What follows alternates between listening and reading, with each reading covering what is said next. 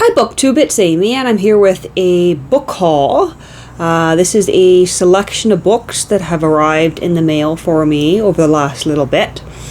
Some of them are sort of the fruit of my reading of the Peppercorn Papers, a collection of essays on books and book collecting earlier this month. And some of them are kind of the fruit of my reading of a biography about James Boswell and Samuel Johnson. And so the first one here was definitely spurred by my reading of The Club earlier this month. That kind of joint biography on Johnson and Boswell and a number of their contemporaries. And I thought, I've read Boswell's Life of Johnson. I've read Boswell's journey through the Hebrides, or how does he call his? He calls his tour through the Hebrides. It's Johnson who calls his account of their journey to the Hebrides in Scotland, Journey to the Hebrides. And so I picked up this little, spine-faded edition from the Counsel National Library of Dr. Samuel Johnson's A Journey to the Hebrides. And I don't think the edition I've got here is abridged. It's hard to tell because we do have edited by Professor Henry Morley.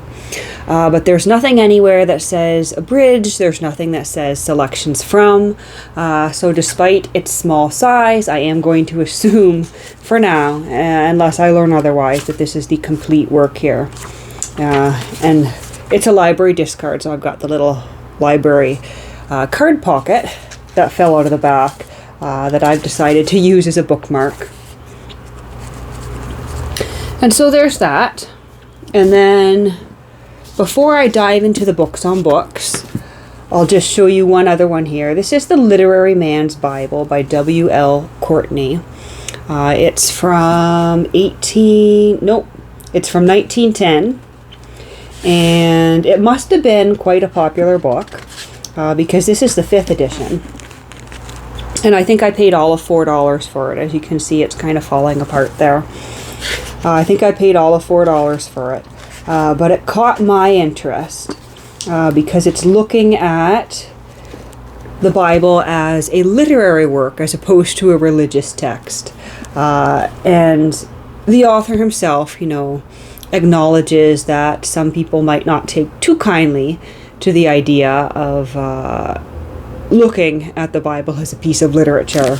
But he seems to think it's interesting, and I think it's interesting. And so it should be an interesting book to dip into. Now here's one, and I'm going to be careful with it this time because I started filming this video once already, and it was opening up The Book Hunter by Burton, edited by J.H. Slater and published by Routledge, that sent me into a coughing fit, which caused me to have to stop the video, get up, get a glass of water, and I just decided I would start over rather than trying to edit 2 separate videos together. Because you know me, I like to be a one-take wonder, and I don't really do any editing of any kind on this channel. And so this one has an inscription from April of 1935. I think it's always fun to come across inscriptions. It looks like William L. Campbell, Helensburgh, April 1935. And the book itself, I think was, let's see, I could have sworn there was a publication date in this somewhere. I think it probably was 1935 as well, but here's our title page. Frontispiece of a gentleman I don't recognize. But this is why it's going to be a fun one, because this is the table of contents here. A vision of mighty book hunters Reminiscences of the Field, Classification of his Frequenters, The Prowler and the Auction Haunter. The Hobby and its Development, The Desultory Reader or Bohemian of Literature, The Collector and the Scholar, The Gleaner and his Harvest, Pretenders, His Achievements in the Creation of Libraries, The Preservation of Literature, Librarians, Bibliographies, Clubs in general, the structure of the book clubs, the Roxburgh Club, some book club men, generalities, John Spalding, Robert Woodrow, the early Northern Saints, and Sermons in Stone. And we have 4 general parts here. So it's the book hunter, his nature, his functions, his club, and book club literature. So that should be quite a fun one. I do love my books on books. Then we have another book on books. This is Percy Fitzgerald's The Book Fancier. We've got some staining going on here, but that doesn't bother me. We have an inscription from James Bell Henderson, December 10th, 1887. And we opened it up here. Published in London in 1886. And it's The Book Fancier, or The Romance of Book Collecting.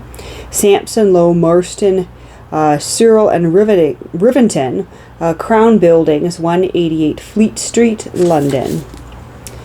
And the table of contents here reminded me of some of the topics that one of my favorite authors on books and book collecting, A. Edward Newton, covered in his books, I guess, almost 40 years after Fitzgerald here is writing. So here's our table of contents.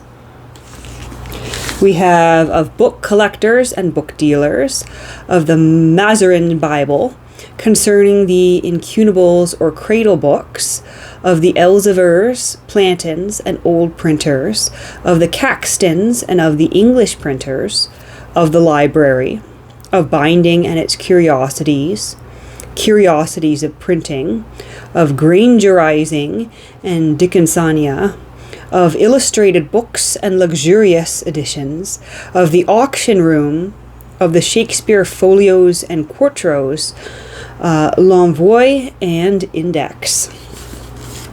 And each of the chapter headings has this great illustrated heading here. It looks like we've got maybe two fox-like hound creatures. They're not quite any creature I think you would see in nature. And then we've got some sort of horned creature in the center. And so that should be amazing to dig into. I think of all the ones in this pile, The Book Fancier is the one I'm looking forward most to reading. And then next up we have Beautiful Books by Cyril Davenport. This is the second Cyril Davenport book to find its way into my collection. I have his Byways Among English Books that I picked up, I think 2 years ago now. This one has this wonderful tipped-in illustration here in red and this deep blue. There's our title page. And it says it's got 16 illustrations by the author, 2 plates in color and 1 in monotone. And this was first published in 1929. And we've got table of contents, manuscripts and their bindings, printed books, illustrations of book binding, and the index. We've got a list of illustrations here. And this is less about book collecting and more about the book as a physical object and the making of books. And I think we've got a little bit of history mixed in here. because as I flip through, I see reference to ancient Egyptians, Greeks, and Romans, which probably means that Davenport dove a bit into the history of the book. Then we've got one that had been sitting in my cart for a little bit. It's got, I guess, two connections to my collecting interests. One to Agnes Repplier, the American essayist from the late 19th and early 20th century. She wrote on various literary and social subjects. And then, of course, books on books and books on reading. Because this is Counsel upon the Reading of Books, with an introduction by Henry Van Dyke.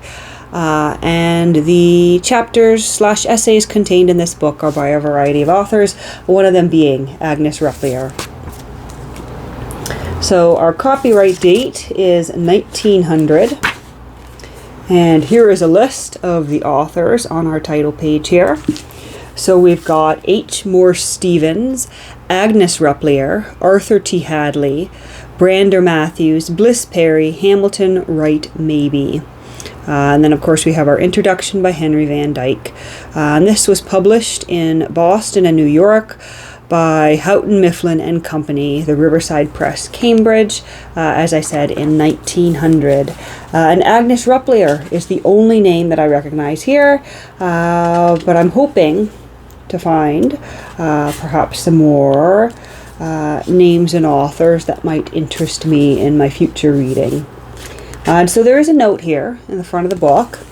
The 6 papers in this volume are based upon lectures arranged by the American Society for the Extension of University Teaching and delivered in Philadelphia in winter 1898 to 99. The impulse to read good books has grown out of the work of the Society in Philadelphia, and has seemed to demand the suggestions that it was the purpose of these lectures to offer to those who desire to read wisely.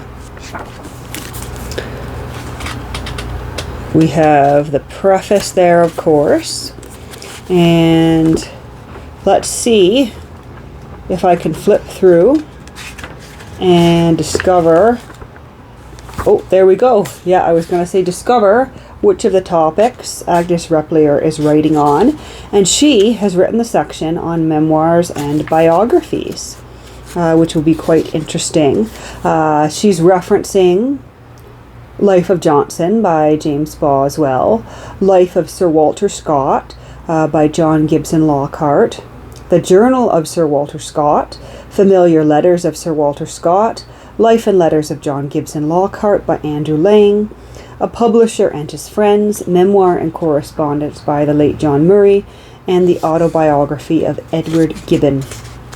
Edward Gibbon.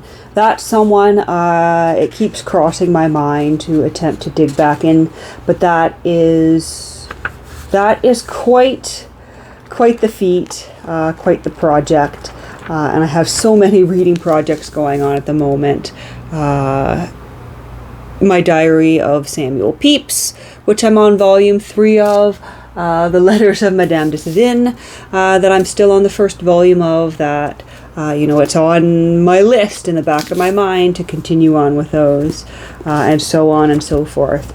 But that is the Agnes Repplier connection. And there's one more here. This one is The Delightful Diversion by Reginald Brewer. And this is the one where someone has evidently used it as a coaster. Gold letter, grey cloth, with some red decorations here. We open it up and we have Reginald Brown, perhaps, is our inscription in the front here. No, Reginald Brewer, that would make sense. It might be the author's signature. It might not be. It's hard to say, but it's possible. It's quite possible that this is signed by the author. We have Bernice Becker writing her name in the front here. This is from 1935, published by the Macmillan Company. If we open it up here, that is all we're getting in terms of a title page. No frontispiece on this one. And working our way to the table of contents, we have, after the introduction, the rising popularity of book collecting. Why collect books? The why of the first edition. Where and how to start, identifying the first edition, first and second issues, and the points that caused them, presentation copies, association copies, limited editions, the private presses, need we collect all, as new with dust wrapper, a gallery of modern English authors, a gallery of 19th century American authors, our modern collectibles, early and contemporary English illustrators, our American illustrators, fine binding, on this and that, buying and selling, a parting word, 600 American first editions, their points and values, followed by a glossary and an index. And in the list of illustrations here, I see the name A. Edward Newton, so certainly this book is going to make reference to A. Edward Newton. Newton would have been at the very end of his career and getting near the end of his life when this book would have been published. So Newton would have been very well known by that point. But this should be a fun one to dig into as well.